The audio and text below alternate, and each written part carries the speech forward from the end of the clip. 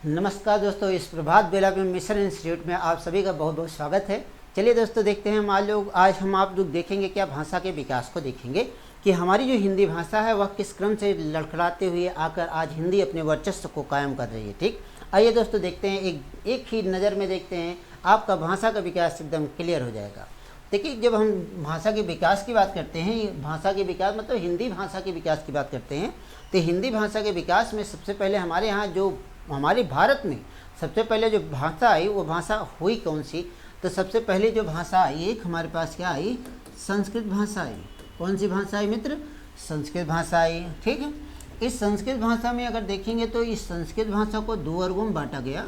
जब दो वर्गों में बांटा गया तो दो वर्ग कौन कौन से रहे? एक रहा क्या, वैदिक संस्कृत रही। कौन रही? वैदिक संस्कृत रही। अब वैदिक संस्कृत के बाद फिर एक दूसरी संस्कृत आ जाती है जिसका क्या नाम दिया जाता है, लौकिक संस्कृत कहा जाता है। ठीक है, इस लौकिक संस्कृत से ही भाषा का हमारे यहाँ प्रारूप चला। ठीक, वैदिक संस्कृत से हमारी भाषा का कोई विकास नहीं हुआ। हमारे यहाँ जो हमारी भाषा बनी हिंदी, वह हिंदी भाषा का विकास किससे प्रारंभ होता है? लौकिक संस्कृत से होता है। ठीक है, किससे होता है? लौकिक संस्कृत से होता है। इस लौकिक संस्कृत बाद एक भाषा आती है जिसका नाम क्या होता है? पाली भाषा होती है। ठीक, इस पाली भाषा के बाद एक भाषा और आती है जिसका नाम क्या होता है? प्राकृत भाषा होती है। अब प्राकृत भाषा के बाद एक भाषा आती है, अपभ्रंश भाषा आती है। ठीक है, क्या आती है? अपभ्रंश भाषा आती है। इस अपभ्रंश भाषा के बाद एक भाषा आती है जिसका नाम क्या होता है? अवहट्ट भाषा होता है। और इस अवहट्ट भाषा के साथ साथ एक भाषा और आ जाती है। इसी के बाद हमारी एक भाषा का निर्माण होता है जिसका नाम क्या कहते हैं? क्या देते हैं? हिंदी भाषा कहते हैं। तो देखिए दोस्तों, हमने 1 मिनट के अंदर आपको क्या कर दिया, भाषा के विकास का एक सही क्रम हमने आपके सामने लाकर रख दिया। इस भाषा के विकास के क्रम से आप यह जानिएगा कि हिंदी भाषा, कभी आपसे पूछा जाए कि हिंदी भाषा का विकास किस क्रम से हुआ, तो सबसे पहले आप कहाँ जाएंगे? लौकिक संस्कृत जाएंगे, फिर पाली, प्राकृत, अपभ्रंश, अवहट्ट और हिंदी में होते जाएंगे। ठीक है, ध्यान दीजिएगा कि यह जो वैदिक संस्कृत रही, यह वेद की भाषा रही। किसकी भाषा रही? वेद की भाषा रही। लेकिन लौकिक संस्कृत का जो समय माना गया, यह समय किसका माना गया? महर्षि पाणिनि का माना गया। किसका माना गया? महर्षि पाणिनि का माना गया था। ठीक है, और जो यह पाली भाषा का समय माना गया, यह समय किसका माना गया? समय किसका माना गया? गौतम बुद्ध का माना गया। किसका माना गया? गौतम बुद्ध का माना गया। रही बात प्राकृत भाषा का, इसका जो समय माना गया, समय किसका माना गया? महावीर स्वामी का माना गया। ठीक, किसका माना गया? महावीर स्वामी का माना गया। अब बात आती है किसकी? अपभ्रंश भाषा की। अपभ्रंश का समय में किसी का माना नहीं गया क्योंकि यह परिवर्ती भाषा के रूप में आई थी। ठीक, किसकी परिवर्ती के रूप में आई थी? अब प्राकृत के परिवर्ती रूप में आई थी। ठीक है, तो अपभ्रंश का जो समय माना जाता है वह क्या माना जाता है? 500 से लेकर 1000 तक माना जाता है। कब से?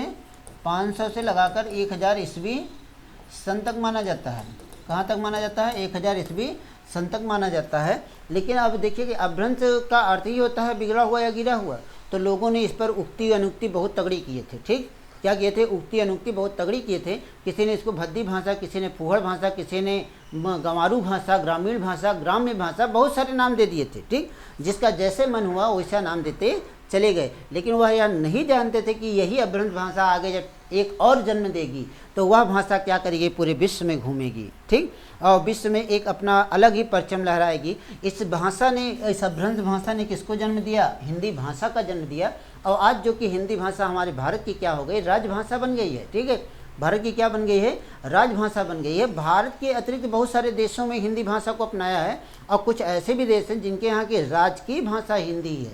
ठीक, राजकीय भाषा हिंदी है। ठीक है, तो दोस्तों यह इसका कोई समय नहीं रहा।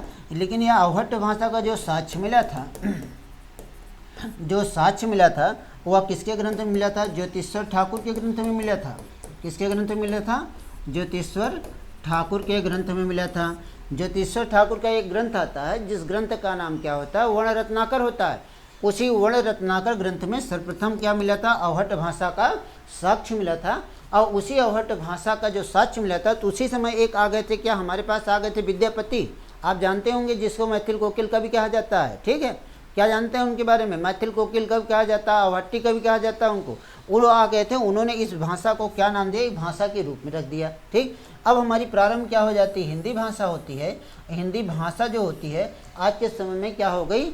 वर्चस्व अपना कायम कर रखी है। हिंदी भाषा में सबसे ज़्यादा विकास का कार्य कहाँ हुआ था? आधुनिक काल में हुआ था। ठीक, तो दोस्तों ये हमारे क्या हो गया? हिंदी भाषा के विकास का क्रम हो गया। कभी भी आपसे परीक्षा में पूछा जाए, तो परीक्षा में जब भी आपसे पूछा जाएगा कि हिंदी भाषा के विकास का क्रम क्या होगा, तो देखिए इसका क्रम क्या हो जाता है।